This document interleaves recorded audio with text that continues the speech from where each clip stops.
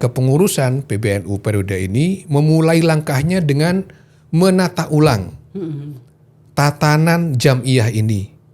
Menata ulang regulasi-regulasi, peraturan-peraturan organisasi yang menjadi landasan di dalam pengelolaan Jam'iyah. Ketua Umum pernah menyebutkan dalam satu kesempatan mereka yang akan ikut AKN itu nantinya harus punya TOEFL dan TOEFL minimal 650. Siapa yang mau ngurus NU, dia saya anggap sebagai santriku. Dan saya doakan husnul khotimah beserta keluarganya. Itu pekerjaan ngurus NU, itu adalah orang yang betul-betul punya kapasitas, punya kemampuan untuk merawat dan mengembangkan Jam'iyah ini menjadi Jam'iyah yang betul-betul rahmatan lil alamin. Assalamualaikum warahmatullahi wabarakatuh. Jumpa lagi bersama saya Rahman Ahdori. Sesi kali ini kita akan mendengar penjelasan terkait dengan kaderisasi dan perubahan tata kelola organisasi NU. Bersama saya sudah hadir Wakil Ketua Umum Pengurus Besar Nahdlatul Ulama Kiai Haji Amin Said Husni. Assalamualaikum Pak Kiai. Waalaikumsalam warahmatullahi wabarakatuh Mas Rahman. Sehat Pak Kiai? Alhamdulillah sehat walafiat. Alhamdulillah. Sedang sibuk apa ini Pak Kiai ini? Ini kita sedang mempersiapkan peringatan hari lahir Nahdlatul Ulama yang ke-101. 101 tahun. Ya, pada tanggal 16 Rajab 1445 ini, Jam'iyah ini akan memperingati hari lahirnya yang ke-101. Wah, Masya Allah. Atau kalau kita menggunakan penanggalan Masehi pada tanggal 31 Januari nanti, kita akan memperingati Harlah NU yang ke-98. Sudah tua NU ya? Alhamdulillah sudah berumur dan semakin matang insya Allah. Ya, amin. Pak Kiai, bicara organisasi pemirsa, saya akan coba sampaikan profil beliau. Beliau ini sewaktu muda cukup aktif di organisasi. Ini kan pembahasannya organisasi dan beliau memang asli Sampang Pak Kiai, betul ya? Pamekasan. Pamekasan Pak Kiai ya. Yeah. Nah, beliau pernah menjadi Ketua Kaderisasi Nasional PBPMII, kemudian juga pernah menjadi aktivis Ansor juga. Lalu beliau menjadi anggota DPR RI, kemudian dilanjutkan menjadi seorang Bupati Bondowoso, dua periode, 2008-2013, dan saat ini menjabat sebagai Wakil Ketua Umum PBNU. Wah Pak Kiai, Alhamdulillah. panjang sekali ya. Masih ada Pak Kiai yang belum disebutkan sama saya? Cukuplah itu. Itu menjadi pengalaman berharga ya. Alhamdulillah ya. Dari bupati, DPR, kemudian jadi aktivis. Ya. Yang penting kita selalu berusaha memberikan manfaat yang sebesar-besarnya bagi umat, Nah, masyarakat. itu pakai yang paling penting. Makanya pakai kan selalu ada di kaderisasi karena memang mengayomi. Insya Allah begitu. Pak Kiai, bicara soal kaderisasi NU, kita coba akan masuk dulu ke wilayah pandangan Pak Kiai sendiri soal perkembangan NU sekarang. Ya. Bagaimana menurut Pak Kiai? Perkembangannya luar biasa menurut saya. Ketika kita memperingati Harlah NU yang ke-1 abad ini, tahun kemarin, itu kita mencatat perkembangan Nahdlatul Ulama yang sangat luar biasa. Dilihat dari strukturnya, kita merupakan organisasi keagamaan yang memiliki basis sampai ke tingkat akar rumput. Kepengurusan Jam'iyah Nahdlatul Ulama ini menyebar sampai ke pelosok-pelosok Nusantara sesuai dengan yang diatur dalam anggaran dasar dan anggaran rumah tangga. Struktur NU itu di tingkat nasional ada pengurus besar, kemudian di tingkat provinsi itu ada pengurus wilayah, kemudian di tingkat cabang itu ada pengurus cabang, di tingkat kecamatan itu ada pengurus majelis wakil cabang, di tingkat desa itu ada pengurus ranting, sampai ke tingkat kampung itu ada pengurus anak ranting. Anak ranting. Nah, jadi strukturnya itu sangat lengkap. Itu yang struktur yang vertikal. Kemudian ke sampingnya itu masih ada lagi badan-badan otonom. Kita punya Muslimat NU, ada Ansor, ada Fatayat, kemudian ada IPNU, IPPNU, ada Jatman, ada ISNU, macam-macam, banyak sekali. Belum lagi lembaga-lembaganya. Gitu. Jadi perkembangan NU itu luar biasa dari segi struktur, dari segi struktur, dari segi kultur juga tidak kalah pesatnya perkembangan Nahdlatul Ulama ini, karena jamaah NU itu dari waktu ke waktu itu sudah terus berkembang. Bahkan menurut hasil survei terbaru yang dilakukan oleh LSI tahun 2023 ini, jumlah warga NU di Indonesia ini tidak kurang dari 150 juta orang. Karena menurut survei LSI sekitar 56,9 dari total 56,9% dari total penduduk Indonesia itu merasa dirinya itu sebagai warga NU. Nah, itu kira-kira ekivalen dengan sekitar 150-an juta jiwa. Padahal kalau kita merujuk kepada angka perolehan suara Partai Nahdlatul Ulama tahun 1955, ketika itu yang nyoblos Partai NU ketika itu hanya sekitar 18%. Kalau itu bisa dianggap sebagai angka patokan kita pada tahun 55, kemudian kita lihat perkembangannya tahun 2023 itu ada lompatan jumlah yang sangat luar biasa dari 18%, sekalipun itu adalah jumlah pemilih melompat demikian rupa pada tahun 2023 ini menjadi 56,9%.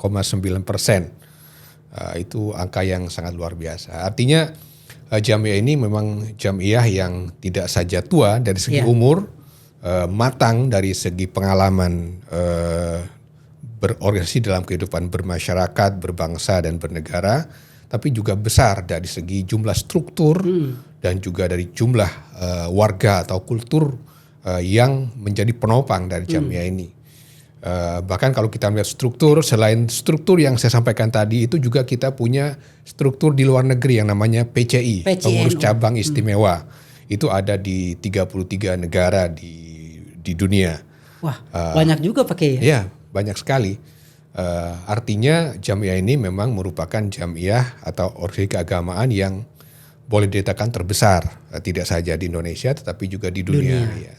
Nah, ini tentu membutuhkan tata kelola jamiah yang kalau meminjam istilah di perusahaan itu yang good corporate governance, ya, tata kelola yang baik agar jamiah yang strukturnya sedemikian gemuk ini dan masanya yang demikian besar ini bisa dikelola sedemikian rupa agar keberadaan jamiah ini betul-betul memberikan manfaat yang sebesar-besarnya, baik bagi warga Nahdien maupun bagi masyarakat bangsa kita, bahkan untuk warga dunia secara keseluruhan.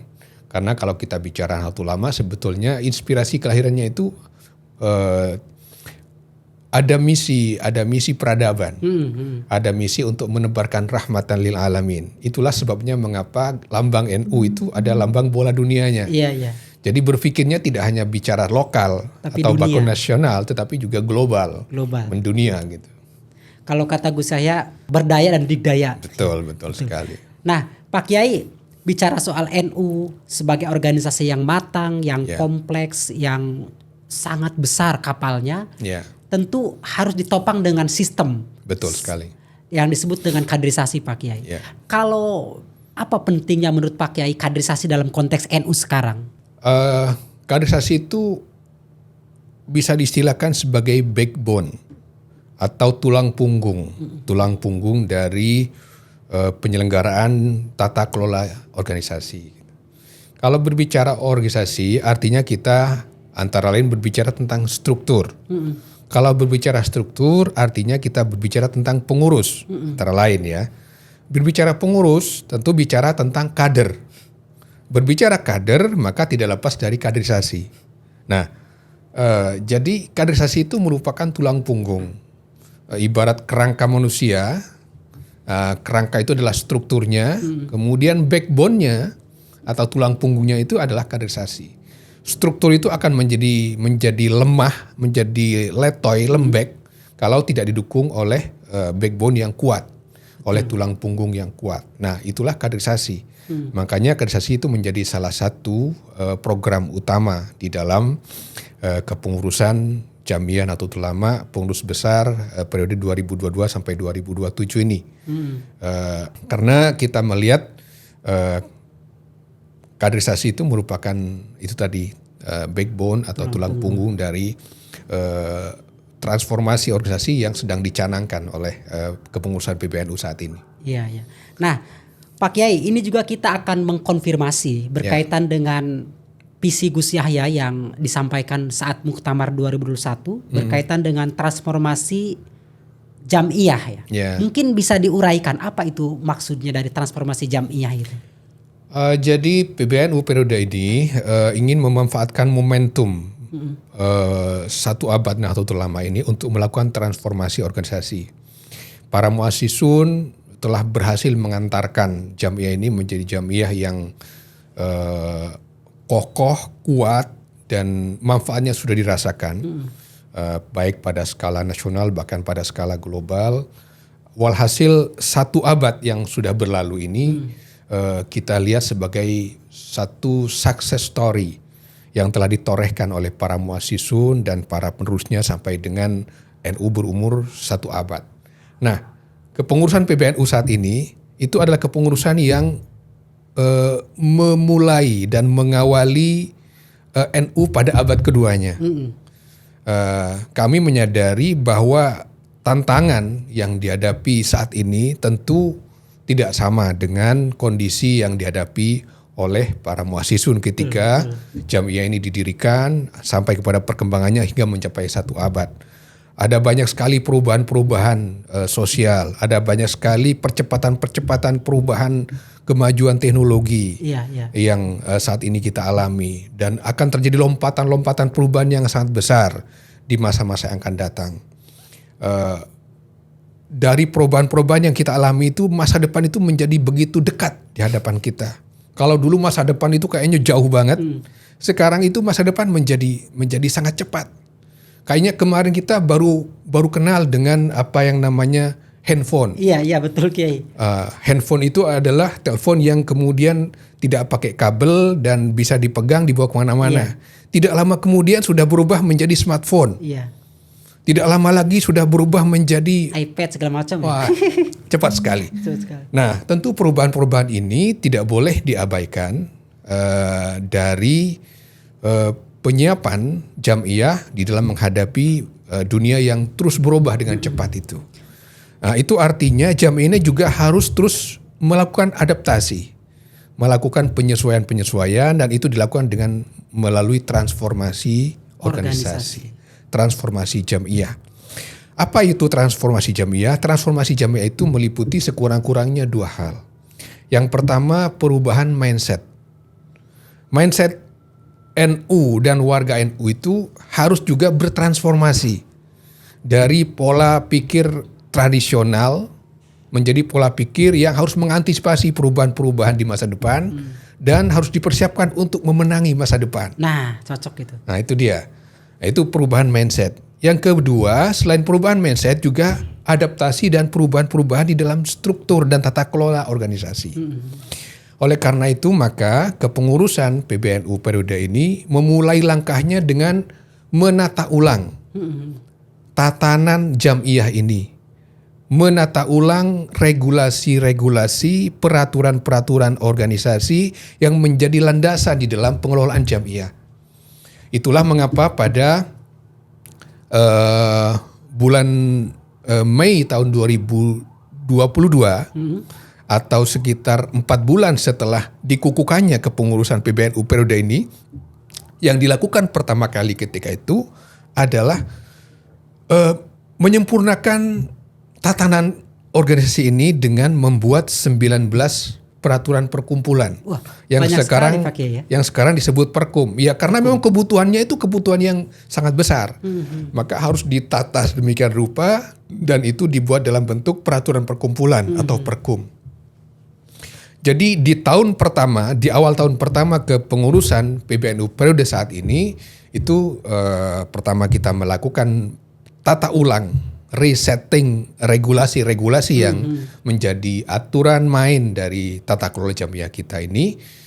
Kemudian yang kedua juga mempersiapkan peringatan 1 abad Nahdlatul Ulama untuk dijadikan sebagai momentum membangkitkan kembali semangat berjamiah. Iya benar. Nah, kita lihat kemarin rangkaian peringatan Harlah 1 abad itu hampir sepanjang tahun 2022 sampai dengan awal tahun 2023. Itu sepanjang tahun kita membuat rangkaian kegiatan dan itu telah membangkitkan ghirah Nahdliyah, membangkitkan semangat keber-NU-an warga.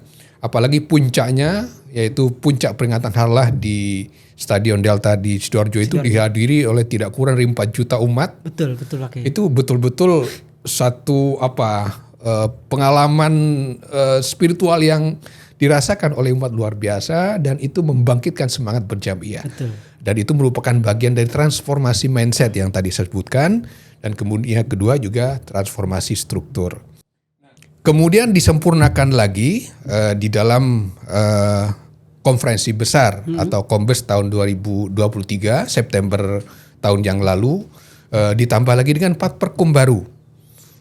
Ada 4 perkum baru yang dilahirkan di Kombes tahun 2023 dan insya Allah dalam waktu dekat di akhir Januari ini PBNU akan kembali mengundang pengurus-pengurus wilayah NU Indonesia untuk menyelenggarakan Kombes sebagai rangkaian dari peringatan Harlah LU yang ke-101 ya, yang ke-101 dan sekaligus nanti akan kembali kita akan menyempurnakan regulasi-regulasi yang masih diperlukan oleh jamiah ini. Sekurang-kurangnya masih ada 3-4 perkum baru lagi yang nanti akan dibahas. Soal apa itu kira-kira? Antara lain mengenai sistem pendidikan Nahdlatul Ulama, mengenai fasilitas kesehatan bagi warga Nahdliyin, kemudian mengenai tata kelola Bahsul Masail, kemudian mengenai perjanjian kerjasama dengan pihak-pihak di luar NU. Nah, ini adalah tatanan regulasi yang diperlukan untuk menjadi aturan main di dalam pengelolaan jamiah ke depan. Nah, rangkaian kombes-kombes yang melahirkan perkum itu adalah bagian dari proses penyempurnaan tata kelola dalam rangka transformasi jamiah. Nah, satu di antara perkum itu adalah perkum tentang kaderisasi. Perkum tentang kaderisasi ini melahirkan satu sistem kaderisasi yang pertama dalam sejarah Nahdlatul Ulama. Kalau dulu kita punya apa yang disebut dengan MKNU, Madrasah Kader Nahdlatul Ulama. Mungkin pernah juga kita mengenal PKPNU. Itu adalah pengkaderan tetapi tidak merupakan sistem kaderisasi. Tidak terintegrasi. Tidak terintegrasi. Nah, mulai tahun 2022 dengan lahirnya peraturan perkumpulan tentang kaderisasi, kita telah memiliki suatu sistem kaderisasi di mana di dalamnya ada penjenjangan kaderisasi. Ada pendidikan dasar PKPNU, pendidikan kader penggerak Nahdlatul Ulama. Itu yang merupakan pengkaderan level paling dasar. Untuk pengurus apa tuh? Itu nantinya dipersyaratkan untuk pengurus MWC. Makanya namanya kader penggerak. Jadi MWC itu diharapkan nanti menjadi struktur yang menggerakkan semangat warga di level grassroots dan kepengurusannya sekurang-kurangnya nanti harus lulus dan memiliki sertifikat PDPKPNU. Level di atasnya lagi yang merupakan level menengah sistem kaderisasi ini adalah namanya PMKNU. PMKNU. Iya, pendidikan menengah kepemimpinan Nahdlatul Ulama. Nah, ini untuk kepengurusan tingkat cabang nantinya. Makanya di dalam namanya itu sudah disematkan kata kepemimpinan. Kalau tadi itu hanya kader penggerak, ini adalah kepemimpinan. Pendidikan menengah kepemimpinan Nahdlatul Ulama PMKNU. Setiap kader yang akan menjadi pengurus di tingkat cabang atau di tingkat kabupaten atau kota itu nantinya akan dipersyaratkan memiliki sertifikasi PMKNU. Yang lebih tinggi lagi dan ini yang merupakan puncak dari kaderisasi di NU adalah AKN NU, Akademi Kepemimpinan Nasional. Bahasanya akademi pakai. Ya, akademi, karena ini memang suatu proses kaderisasi yang diharapkan betul-betul menjadi kawah candra di muka bagi pengkaderan dan pencetakan kader yang memiliki kualifikasi kepemimpinan tingkat nasional. Nah, kalau PMKN itu bilangannya hanya hari, nah di AKN itu sudah bulan nanti. Jadi sekalipun tentu saja ada in class, ada out class, ada studi banding, ada studi lapang dan sebagainya. Nantinya kepengurusan di tingkat wilayah dan pengurusan di tingkat PBNU itu adalah mereka yang telah memiliki sertifikasi di tingkat AKN NU ini. Bahkan dipersiapkan AKN itu adalah sebagai pusat pengkaderan kepemimpinan nasional. Ini sedang dirancang desainnya, mudah-mudahan dalam waktu yang tidak terlalu lama lagi sudah bisa di-launching dan bisa dilaksanakan. Ini akan sangat selektif yang bisa ikut AKN NU itu karena memang ini membutuhkan satu kualifikasi yang betul-betul tidak tanggung-tanggung. Bahkan Ketua Umum pernah menyebutkan dalam satu kesempatan mereka yang akan ikut AKN itu nantinya harus punya TOEFL dan TOEFL minimal 650. Wah. Bahasa ya, ini baru dari segi bahasa. Ya karena memang menjadi pemimpin di level provinsi apalagi di tingkat PBNU yang dipersiapkan menjadi figur-figur pemimpin nasional di masa yang akan datang, itu salah satu kemampuan bahasanya harus betul-betul menguasai dengan baik. Dan perkembangan zaman Pak Kiai. Nah, tentu saja ada banyak komponen-komponen yang lain. Nah, ini artinya NU telah memiliki satu sistem kaderisasi. Dan sistem kaderisasi ini dilaksanakan untuk menopang kebutuhan kepemimpinan di struktur yang saya sebut tadi, mulai dari PBNU sampai ke pengurus anak ranting tadi itu. Nah, itulah mengapa disebut kaderisasi itu sebagai backbone, sebagai tulang punggung dari penyelenggaraan tata kelola organisasi. Ke depan, setiap pengurus itu adalah orang yang memang dipersiapkan untuk ngurus NU. Artinya dia harus punya kualifikasi, kapasitas, dan kemampuan untuk mengelola jamiah. Artinya dia itu harus mengantongi sertifikasi pengkaderan di NU. Artinya dia harus alumni dari jenjang-jenjang pengkaderan yang ada di Nahdlatul Ulama. Tidak boleh lagi asal comot, tidak boleh lagi ada orang yang hanya karena nganggur terus ingin jadi pengurus NU. Jadi mereka nanti adalah orang yang memang dipersiapkan. Sehingga kalau kita mengutip apa yang sering dirujuk sebagai dawuh dari Hadratus Syekh, siapa yang mau ngurus NU, dia saya anggap sebagai santriku dan saya doakan husnul khotimah beserta keluarganya. Itu pekerjaan ngurus NU itu adalah orang yang betul-betul punya kapasitas, punya kemampuan untuk merawat dan mengembangkan jamiah ini menjadi jamiah yang betul-betul rahmatan lil alamin, yang betul-betul anfa'ahum linnas, yang berikan kemanfaatan yang sebesar-besarnya bagi masyarakat. Nah, kaderisasi ini merupakan bagian dari transformasi organisasi yang dicanangkan pada periode ini, selain tadi menyempurnakan tata kelola melalui penyempurnaan regulasi dan aturan-aturan yang ada, kemudian menyelenggarakan sistem kaderisasi secara sistematis dan masif. Dan yang ketiga, strategi untuk transformasi ini adalah mengembangkan pola baru dalam pelaksanaan kegiatan dan program. Kami sedang menguji cobakan pola baru ini untuk mengintegrasikan kegiatan ini antara struktur vertikal, mulai dari PB, wilayah, cabang, MWC, sampai ranting dan anak ranting, termasuk juga secara horizontal melibatkan badan-badan otonom untuk terpadu terintegrasi dalam sebuah gerakan bersama, yaitu yang disebut dengan GKM NU. Gerakan Keluarga Maslahat Nahdlatul Ulama. Gerakan Keluarga Maslahat ini adalah uji coba dari model yang akan dikembangkan dan akan menjadi model aktivisme NU di masa yang akan datang, yaitu program yang dilaksanakan secara kolaboratif, mengintegrasikan seluruh komponen Jam'iyah, baik secara vertikal dari PBNU sampai anak ranting maupun horizontal melibatkan badan otonom, dan tentu juga membangun kemitraan dengan mitra-mitra strategis yang nanti akan terus dikembangkan oleh Jamiah Nahdlatul Ulama.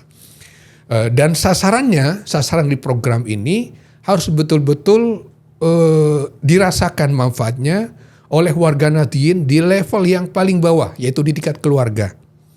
Jadi programnya tidak lagi elitis, tidak lagi hanya seremonial, tetapi program-program yang betul-betul menyentuh kebutuhan warga NU, hasilnya harus betul-betul terukur dan manfaatnya betul-betul bisa dirasakan. Nah, ini adalah transformasi Jam'iyah yang sedang kita kembangkan dan terus kita sosialisasikan dan terus kita introdusir kepada cabang-cabang. Tentu karena ini adalah pola baru, biasanya sesuatu yang baru itu belum sepenuhnya dipahami. Betul. Dan cenderung disalahpahami bahkan. Nah, kami tidak menafikan itu, dan PBNU terus berupaya untuk melakukan sosialisasi terhadap gerakan transformasi Jam'iyah ini agar betul-betul bisa dipahami oleh seluruh lapisan warga NU sampai ke tingkat yang paling bawah. Oke, Pak Kiai, tadi kan kayaknya untuk Tanfiziyah ya. Kalau untuk calon suriah ada Pak Kiai kaderisasinya? Untuk suriah ada, tetapi sebetulnya kalau untuk suriah lebih kepada upgrade untuk lebih memantapkan. Jadi pendidikan kader bagi Syuriah NU itu lebih kepada mengupgrade. Kalau dulu kan namanya PPWK pakai ya, pelatihan keulamaan itu kayak. Ya, pengembangan wawasan keulamaan. Itu tetap ada, tapi sifatnya upgrade saja. Karena beliau-beliau itu kan sudah para masyayikh yang tentu kualifikasinya sudah mencapai kualifikasi yang tidak tanggung-tanggung lah ya. Artinya beliau-beliau itulah orang-orang yang bicara agama di atas rata-rata.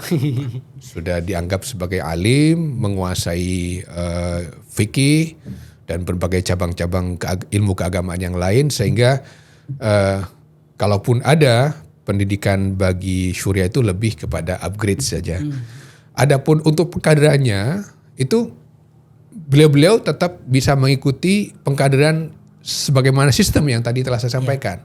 Jadi yang namanya PDPKPNU, kemudian PMKNU, AKNU itu bukan hanya untuk Syuriah, bukan hanya untuk Tanfidiyah saja. Syuriah juga dianjurkan bahkan untuk mengikuti ini. Karena yang harus mengerti tata kelola Jam'iyah bukan hanya Tanfidiyah tetapi juga Syuriahnya gitu. Oleh karena itu maka Syuriah pun sebetulnya bisa dianjurkan. Bahkan sekarang kami sedang berpikir untuk mengintegrasikan pengkaderan di banom-banom agar tidak semua banom itu masing-masing punya sistemnya sendiri. Tetapi merupakan sistem pengkaderan yang terintegrasi. Sekalipun saat ini ada yang namanya muadalah atau pengakuan terhadap pengkaderan yang dilakukan oleh banom-banom. Misalnya mereka yang sudah mengikuti pengkaderan tingkat nasional di Ansor itu tidak harus mengikuti jenjang pengkaderan dari bawah lagi di NU-nya. Nah, itu namanya muadalah. Siap. Pak Kiai, ada pertanyaan juga nih di masyarakat, di warga kita terkait dengan tim pelaksana kaderisasi. Sempat beredar kan seolah-olah hanya Lakpesdam yang mengurus ini. Sebenarnya gimana Pak Kiai? Mungkin bisa diuraikan.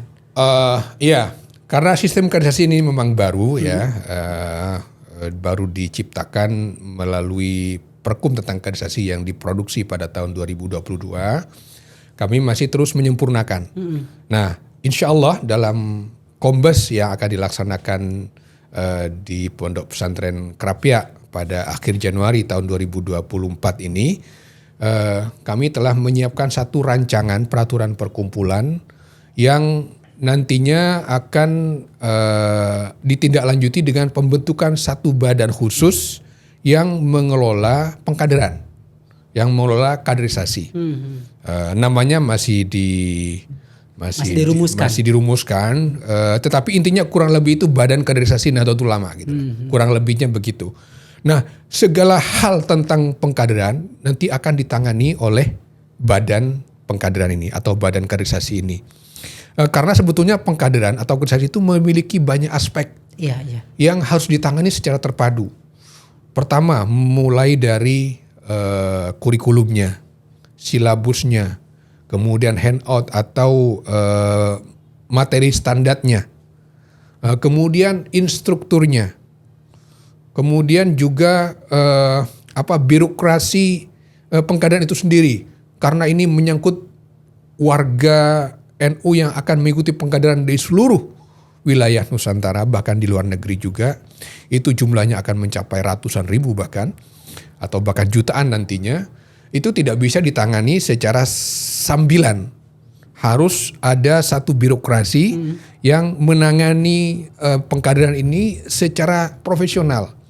Mulai dari pendaftarannya, kemudian pembagian alokasi instrukturnya, penjadwalannya. Karena bisa jadi di hari yang sama akan dilaksanakan pengkaderan sampai puluhan atau bahkan ratusan di seluruh wilayah Nusantara.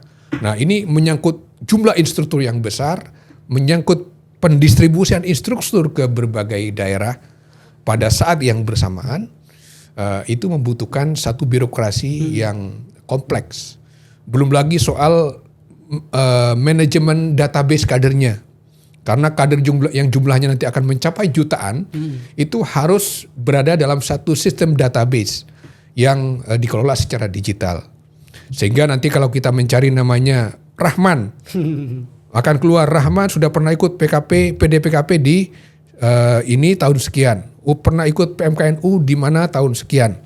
Pernah pengalaman begitu. Nanti akan ada data kader yang disimpan dalam satu sistem database yang dikelola oleh Badan Kaderisasi ini. Sehingga nanti, ini belum memenuhi syarat untuk menjadi pengurus cabang. Karena dia baru PDPKPNU, belum PMKNU. Ketika dimasukkan ke dalam sistem untuk menjadi pengurus cabang, dia akan ditolak, reject misalnya. Nah, nanti akan begitu. Ini ada satu badan nanti yang akan mengelola ini. Belum lagi ngurus sertifikasinya, menerbitkan sertifikat yang terrecord dengan baik dalam jumlah ratusan atau bahkan ribuan, bahkan puluhan ribu setiap hari. Pada saat yang bersamaan itu juga membutuhkan birokrasi yang mapan. Nah, ya kurang lebih ini seperti mungkin Badan Kepegawaian Nasional karena dan ini tentu saja membutuhkan satu tata kelola tersendiri yang dengan menggunakan manajemen yang juga harus dikelola secara profesional. Nah, jadi insya Allah mudah-mudahan dalam waktu dekat kita akan memiliki satu badan khusus, yaitu Badan Kaderisasi Nahdlatul Ulama. Namanya masih akan dirumuskan lebih lanjut apa yang paling tepat, tetapi kurang lebih fungsinya seperti itu. Lakpesdam itu hanya sementara aja ya berarti ya? Ya memang waktu itu sempat disebut Lakpesdam. Tapi dalam perkembangan terbaru Lakpesdam sendiri itu sekarang sedang diredesain. Didesain ulang konstruksi kelembagaannya dan akan lebih difungsikan sebagai think tank, sebagai pusat pengkajian strategis Nahdlatul Ulama dan juga memiliki fungsi seperti Bappenasnya negara. Bappenasnya negara. Iya, kurang lebih seperti itu. Bappenasnya NU. Iya. Nah, Pak Kiai, dari sekian perubahan yang mulai diterapkan ke bawah, ke struktur di bawah, apa capaian yang menurut Pak Kiai mulai berhasil diraih sama PBNU? Pertama dari segi kaderisasi ya. Dari segi kaderisasi, pertama secara kuantitas. Secara kuantitas untuk PDPKPNU itu sudah diselenggarakan ribuan kali, saya lupa persis jumlahnya. Tetapi sudah puluhan ribu angkatan. Oke. Puluhan ribu angkatan dengan masing-masing angkatan itu antara 100 sampai 150 orang per angkatan, itu jumlahnya sudah sangat besar sekali. Saya lupa tidak bawa angkanya. Demikian juga PMKNU. Dan ini sudah masuk ke struktur-struktur yang ada di Nahdlatul Ulama, mulai dari katakanlah MWC, kemudian pengurus cabang. Bayangkan kalau pengurusnya itu adalah orang-orang yang memang dipersiapkan untuk menjadi pengurus, diberi bekal tentang tata kelola jamiah yang baik dan bisa mengantisipasi perubahan-perubahan ke depan, maka tentu jamiah ini akan menjadi jamiah yang lebih well organized, lebih dikelola secara organisatoris dengan baik.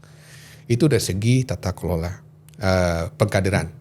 Kemudian dari segi transformasi jamiah yang tadi saya sampaikan di bagian awal, dengan diterapkannya peraturan perkumpulan yang baru ini, kita sudah mulai menata jamiah secara lebih rapi dan membangun disiplin jamiah yang lebih ketat.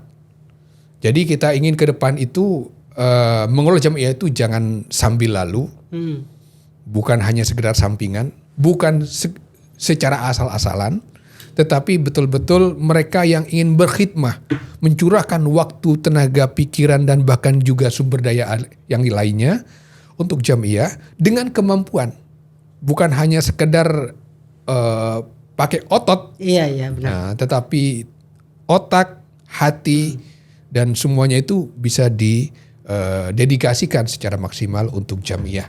Dan kami juga menerapkan satu sistem reward and punishment, satu penghargaan bagi mereka yang berprestasi, sekaligus sebaliknya juga hukuman sanksi bagi mereka yang tidak disiplin.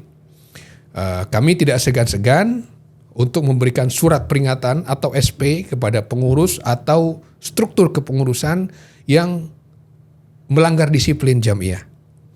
Sudah banyak yang bisa dijadikan sebagai pelajaran. Kita berikan surat peringatan. Untuk apa? Agar mereka yang agak melenceng kembali kepada rel jamiah. Bahkan sekalipun dengan sangat terpaksa, kami juga bisa menerapkan sanksi berupa pemberhentian kepada pengurus manakala dianggap tidak disiplin terhadap ketentuan dan aturan-aturan yang ada. Saya sebetulnya berat untuk merekomendasikan seseorang untuk diberikan sanksi, tetapi ini penting untuk dilakukan agar yang bersangkutan itu bisa kembali ke rel jamiah dan sekaligus menjadi pelajaran bagi yang lain agar tidak mencoba-coba keluar dari rel jamiah. Itu yang sempat ramai Pak Kiai ya? Ya, ramai sebentar saja.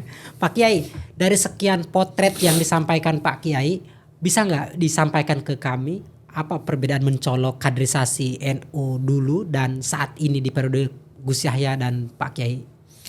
Sebetulnya apa yang dilakukan saat ini adalah merupakan penyempurnaan, kelanjutan dan penyempurnaan dari apa yang sudah dilakukan oleh periode-periode terdahulu. Kami mengevaluasi mana yang kurang, mana yang masih bisa dilanjutkan, mana yang baik, dan mana yang perlu dikembangkan. Jadi kalau pertanyaannya mana perbedaannya, ya mungkin seperti yang saya bilang tadi, baru kali ini pengkaderan di NU itu diciptakan dalam bentuk sistem yang di dalamnya ada penjenjangan sistem kaderisasi. Kalau dulu itu mungkin masih bersifat parsial gitu, atau bahkan hanya ada satu saja model. Sekarang itu lebih pendekatan sistemik. Dan pengkaderan yang dilakukan itu betul-betul diorientasikan untuk menjadi tulang punggung bagi penyelenggaraan jamiah ini, yaitu dengan mempersiapkan pengurus-pengurus yang akan mengelola jamiah di semua level kepengurusan itu dari alumni pengkaderan ini. Bahkan menjadi syarat untuk menjadi pengurus MWC, syaratnya adalah harus alumni PDPKPNU. Untuk menjadi pengurus cabang itu harus PMKNU dan seterusnya dan seterusnya. Masya. Artinya ini pengurus itu harus orang-orang yang betul-betul dipersiapkan dan memiliki kapasitas, kemampuan, kemauan untuk mengurus jamiah ini dengan sebaik-baiknya. Ya, benar. Masya Allah, tadi kalau disampaikan gagasannya cukup sangat relevan dengan kondisi kita saat ini, Pak Ya. Kiai. Pak Kiai, sebagai penutup, apa imbauan, harapan yang mungkin bisa disampaikan ke jamaah dan juga ke para pengurus di tingkatan ranting, desa, sampai ke tingkatan wilayah? Silakan Pak Kiai. Ya. Melaksanakan pengkaderan atau menyelenggarakan kaderisasi ini merupakan kewajiban bagi setiap struktur kepengurusan di Jamiyah Nahdlatul Ulama. Saya mengimbau dan mengajak kepada cabang-cabang atau MWC yang belum menyelenggarakan pengkaderan di daerahnya masing-masing, hendaknya bisa segera berkoordinasi dengan kepengurusan di atasnya di tempat masing-masing untuk bisa melaksanakan pengkaderan, karena ini merupakan kebutuhan Jamiyah yang sangat mendesak yang harus segera dilaksanakan agar tata kelola Jamiyah ke depan betul-betul bisa dikelola dengan sebaik-baiknya dan bisa mengantisipasi perubahan-perubahan zaman yang sedemikian cepat ini. Siap, alhamdulillah. Pak Kiai, terima kasih banyak Ya, terima atas kasih. kesempatan waktunya di Terima tengah kasih. kesibukannya. Alhamdulillah. Pemirsa, demikian perbincangan kami dan kita doakan mudah-mudahan Pak Kiai sehat selalu dan Amin. sukses terus di karirnya. Amin. Terima kasih, kita berjumpa di lain kesempatan. Wallahul muwaffiq ila aqwamit thoriq. Wassalamualaikum warahmatullahi wabarakatuh. Waalaikumsalam warahmatullahi wabarakatuh.